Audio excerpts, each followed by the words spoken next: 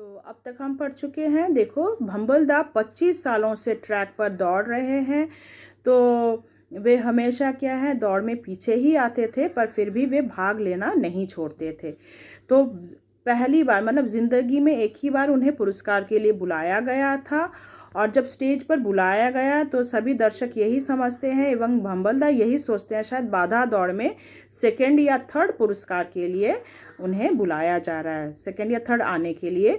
मगर स्टेज पर आते ही जब यह अनाउंस होता है कि सर्वश्रेष्ठ विदूषक के रूप में उन्हें पुरस्कार दिया जा रहा है और पुरस्कार देने वाले उनके भैया अशोक दा हैं, तो वे पुरस्कार लेने से इनकार कर देते हैं। वे कहते हैं कि यह पुरस्कार आप ही रखिए, मेरे को देने की आवश्यकता नहीं है। तो इसके आगे हम पढ़ते हैं। हतबुद्ध हो कप को थामे रह गए थे अशोक दा, देर तक बजती रही थी तालियां नीचे से, सिर्फ वीआईपी का दीर्घा को छोड़कर। भारी भारी कदमों से भंबल दा नीचे उतरे, अपनी साइकिल उठाई और चले गए। उस रात पहला स्ट्रोक हुआ था उन्हें। तो 25 साल में मतलब जब स्टेज में इस प्रकार की बात हुई थी, जहाँ पर वे क्या करते हैं, कहते हैं कि मुझे यह प्राइज़ नहीं चाहिए, और इस प्रकार भैया उन्हें इंसल्ट करते हैं कि तू घर का विदूषक है, इसीलिए यह तोहफा जो है उसी लिए तेरे को दिया जा रहा है। तो उन्हें बहुत बुरा लगता है और उसी रात को क्या है, उन्हें पहला दिल का दौरा पड़ता है। आज समारोह के बीच से ही अशोक दा मुझे खींचते हुए ले आए हैं भयंकर, भंबल के घर चलो। आज क्या होता है देखो, अब उस दिन क्या होता है, प्रतियोगिता नेक्स्ट ईयर की बात हो रही है, जिस दिन भंबल दा नहीं थे, मतलब पार्टिसिपेट नहीं करते, उस दिन अशोक दा क्या करते हैं, लेखक को लेकर उनके घर आते हैं कि घर चलो। स्टेशन के बगल में कोऑपरेटिव और पीएफ के लोन से बनाया हुआ था 2 कमरे का मकान। तो भंबल दा ने 2 कमरे का एक मकान बनाया था, जो उन्होंने कोऑपरेटिव से और पीएफ के ऑफिस से क्या है, उन्होंने लोन लिया था। तो जो मकान बनाया था सिर्फ 2 कमरे का था, बाकी मकान दूर दूर। हवा में पुराने दिनों की ठहरी हुई गंध है, दूर खड़े लोगों का काला धुआं काले झंडे की तरह घर पर छहर रहा है। एक लड़का दौड़ता हुआ आया, आप भंबल दा के भाई हैं। तो अशोक दा जो है लेखक को लेकर उनके पास पहुंचते हैं, मतलब भंबल दा के घर के पास पहुंचते हैं। तभी एक लड़का, छोटा लड़का दौड़ते हुए आकर पूछते हैं, क्या आप भंबल दा के भैया हैं? अशोक दा ने स्वीकृति से सिर हिला दिया। लड़का चुपचाप ताला खोल देता है और भागकर फिर गुम हो जाता है। वो घर का ताला खोल देता, चाबी उस लड़के के पास थी। माँ काली के चित्र के सामने जली हुई धूप काठियों की ढेर। तो वहाँ पर माँ काली का चित्र था, तो वहाँ पे बहुत से मतलब धूप जलाया जाता था, तो वहाँ पर क्या धूप के राख पड़े हुए हैं और धूप काठियाँ पड़ी हुई हैं जलने के बाद। एक छोटी सी आयताकार जर्द सी उठान, शायद माँ का चित्र कुछ दिनों पहले उतारा गया है, तो वहां से माँ का चित्र को हटाया गया, जिसके कारण दीवार पर क्या है, निशाना लग गया था। दूसरे कमरे में घुसते ही एक चमगादड़ चेंचे करता हुआ हमसे टकराकर उड़ गया। मकड़ी के जाल रह रहकर हमारे कपड़ों और चेहरे पर लिपट रहे थे। कई दिनों से घर मतलब वो कमरा नहीं क्लीन हुआ, जिसके कारण क्या है, मकड़ी के जाल, गंदगी, झूल सब लटक रहे थे। कैलेंडर पर पिछले 3 माह की तारीख बदला ही नहीं गई थी। तो कैलेंडर भी जो है 3 महीनों से वैसी ही थी, कोई कैलेंडर के पन्ने नहीं उल्टे गए थे। लगा माँ का निधन के बाद से समय जहाँ का तहाँ ठहर गया था। तो माँ के गुजरने के बाद घर जो है मानो ठहर गया था, कोई साफ सफाई नहीं हो रही थी, यहाँ तक कैलेंडर के पन्ने भी नहीं पलटे गए थे। माँ के गुजर जाने के बाद से उनके ठाकुर देवता को धूप बाती दिखाते हुए स्मृतियों के धुंधलके में घर के इस कोटर में उनके पंखों की उदास फड़फड़ाहट इन दीवारों में ही घुटकर रह गई होगी। भंबल दा किसी को बताने क्यों जाते? एक महापूर्व दौड़ में नाम भी उनका डलवा दिया था किसी ने। तो खेल शुरू होने के 1 महीने पहले जो है उनका नाम भी क्या है, दाखिला करवा दिया था खेल में। दूर दूर खड़े लोग, औरतें, बच्चे हमें अजूबा सा देख रहे थे, कोई बोलता नहीं कुछ। तो अशोकदा भी उस खेल में गए थे, मतलब जज के हिसाब से, मगर कोई कुछ नहीं बोल रहा था। हम बच बच कर निकल रहे थे और उचक उचक कर भंबलदा के वजूद की शिनाख्त कर रहे थे। कमबख्त लड़का भी हमें छोड़कर जाने कहाँ भाग गया है। शायद भंबलदा को ढूंढने गया हो। लड़का लौट आता है, हाँफते हुए बोलता है शमशान घाट से आ रहे हैं। तो वो लड़का जो है वह मतलब अशोकदास सोचते हैं कि शायद कहीं गए हैं, अभी लौट आएंगे। पर लड़का जो लौटता है और आकर कहता है कि वह शमशान घाट से आ रहा है।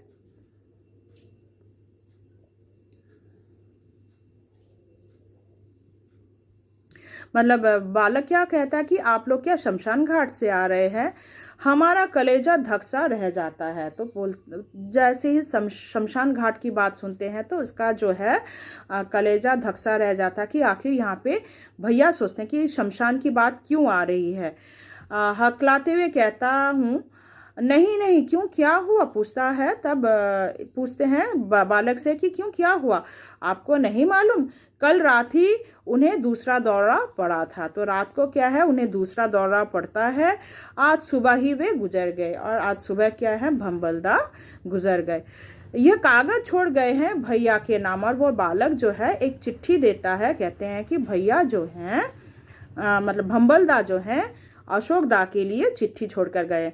हमने पढ़ा। अब अशोकदा क्या करते हैं उस पत्र को खोलते हैं और पढ़ने लगते हैं, जिसमें लिखा था भैया दौड़ में जीत उसी की होती है जो सबसे आगे निकल जाता है। तो दौड़ में किसकी जीत होती है, जो हमेशा फर्स्ट आता है, आगे निकल जाता है।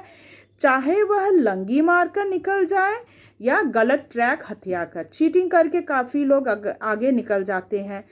पुरस्कार पाने का जुनून ही सवार रहता है उस समय, मगर मुझे खुशी और संतोष है कि मैंने लंगी नहीं मारी, गलत ट्रैक नहीं पकड़ी। तो भंबलदा चिट्ठी में क्या लिखते हैं कि मुझे इस बात की खुशी है कि मैंने ज़िंदगी में किसी के साथ चीटिंग नहीं किया, ना ही मैंने लंगी मारी है और ना ही मैंने कोई गलत रास्ता अपनाया है। पीठ पर तुम्हारा छोड़ा हुआ बोझ था, क्या है देखो आप तो निकल गए, अब घर परिवार को देखना था, यह बोझ था परिवार का, उसे लेकर पूरी दौड़ दौड़नी थी मुझे। वैसे जानता हूँ ये बातें अवान्तर है, कहकर कोई फ़ायदा नहीं, फ़र्क नहीं पड़ने वाला। इनका हिसाब किताब नहीं हुआ करता दौड़ के इतिहास में। तुम्हारे जैसे तेज तर्रार लोग हम जैसों को ट्रैकों पर रेंगते हुए देखकर गुस्से से भर जाते हैं। आप जैसे लोग क्या करते हैं, हम जैसे को उन्नति करते हुए या आगे बढ़ते हुए देखकर क्या हो जाते हो, गुस्से हो जाते हो। मगर हम जैसों का क्या कसूर, इसमें हम लोगों की क्या कसूर है। तुम्हें तो शुक्रगुजार होना चाहिए कि तुम जैसे अव्वल आने वालों की विजय लिप्सा हमारे पिछड़े से तृप्त हो सकती है। आपको तो खुश होना चाहिए कि हम जैसे लोग हार जाते हैं, इसीलिए आप आगे निकल जाते हैं। यही क्रूर तृप्ति धीरे धीरे तुम्हें उस दल के लिए चली जाती है जो यह दौड़ दौड़ता नहीं, खेल खेलता नहीं, बस हमारी प्रतिस्पर्धता दौड़ का रस लेता है। तो क्या है, हम जैसे लोगों को हरा कर ही आप लोग क्या है आगे निकल जाते हैं। इसीलिए तो आपको खुशी होना चाहिए। यदि सभी अगर आगे निकलने के लिए दौड़े तो वहाँ पर आप जैसे लोग आगे उन्नति नहीं कर पाएंगे।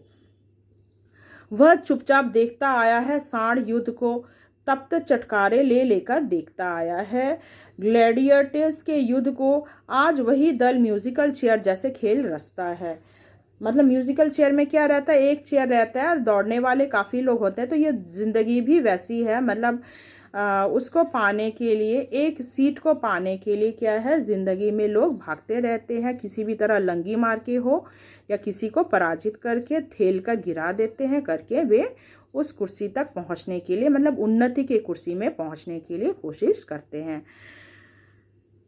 कुछ दिनों से एक नया रुचि संस्कार जन्मा है, लड़कियों युवतियों की म्यूजिकल चेयर, जिसमें कुछ वर्षों पहले भाभी प्रथम आई थी कुर्सी पर बलात् अधिकार जमाने के लिए 3 युवतियों को धक्का देकर। तो भाभी भी फर्स्ट आई थी, 3 युवतियों को क्या की थी, धक्के मार दी थी, धक्का मारकर वो फर्स्ट आई थी। कामुक क्रूर वर्ग उनका रस लेते हुए आघाता नहीं। पिछले कई सालों से मैं भी रस लेकर इस वर्ग की मानसिकता को देख रहा हूँ, जो हर जगह हर समय हम जैसों में एक प्रतिस्पर्धा मूलक होड़ उत्पन्न कर एक दूजे में विभेद और दूरी पैदा करके हमारी आपसी छीना झपटी रचाकर तृप्त होती है। तो दर्शक जो हैं देखकर खुशी होते हैं, मतलब कौन किसको लंगी मारते हैं, कौन किसी को ठेलता है, देखकर एक वर्ग के लोग क्या करते हैं, उन्हें आनंद मिलता है। लेकिन जिस दिन उन्हें यह छद्म मालूम हो जाएगा उस दिन वह आश्वस्त प्रतिस्पर्धा बंद हो जाएगा और तुम्हारे छोटे से दल की तथा कथित रूह पनाह मांगती फिरेंगी। हमें पढ़कर झुरझुरी आ गई, खत में आगे लिखा था। तो वह बैठे बैठे क्या कर रहे थे, अशोकदा पत्र पढ़ रहे थे। पत्र किसने लिखा था, भंबलदा ने लिखा था मरने के पहले। ठीक है, कह नहीं सकता तुम आओगे या नहीं, माँ की मौत के समय विदेश में थे। पता नहीं मेरे मौत के पहले तुम आ पाओगे या नहीं, क्योंकि माँ की जब मृत्यु हुई थी उस वक्त क्या है, तुम विदेश में थे। यदि आए भी तो शायद इस छोटे से मकान पर हक मत जताना। अगर आए भी होते तो इस घर पर तुम हक मत जताना। मेरे मृत्यु के बाद अगर आते हो तो इस घर पर हक मत जताना। हम दोनों टग ऑफ वार के दोनों और शक्ति आजमाइश करते रहे हैं। निश्चय है मेरा संबद्धता अपने दल के साथ है, जो तुम जैसों को अभिजात को मिट्टी में पलोटता हुआ घसीट ले जाने को जी जान से जुटा हुआ है। मैं भी तुम्हारी तरह होता तो तुम्हारा जैसा दीर्घायु होता। यदि मैं भी कोई दायित्व नहीं लेता किसी का तो मैं भी तुम्हारे जैसा होता, शान से जीता, अपने ही मतलब से जीता और मेरी उन्नति होती, मुझे भी दीर्घायु मिलता। लेकिन इससे कोई फर्क नहीं पड़ता, 8 साल ज़्यादा जी लोगे यही ना, तो क्या है, मरना तो सभी को है। शायद आप मुझसे 8 साल ज़्यादा जी लोगे। जिस जुनून से जिया उसकी तासीर का एक क्षण भी तुम्हारे तमाम ताम झाम के सालों से उम्दा है। हो सके तो चक्कर कभी देखना। पत्र पढ़ने के बाद अशोकदा फिर प्रतिवाद करना चाहते हो शायद, मगर इस बार भंबलदा इससे पहले ही आगे बढ़ गए। सर हिलाते हुए खड़े हैं, कहीं दूर देखते हुए। मगर वे शायद प्रतिवाद करना चाहते थे, मगर इस दौड़ में, इस खेल में भंबलदा आगे निकल गए। मतलब अपनी ज़िंदगी के दौड़ में वे अपना प्राण त्याग कर आगे निकल गए, जहाँ पर अशोकदा पीछे छूट गए। तो माँ भी गुजर गई और भंबलदा भी, छोटा जो उससे भाई है, वह भी गुजर गया। तो जिंदगी के दौड़ में कौन आगे निकल गया, भंबलदा आगे निकल गए।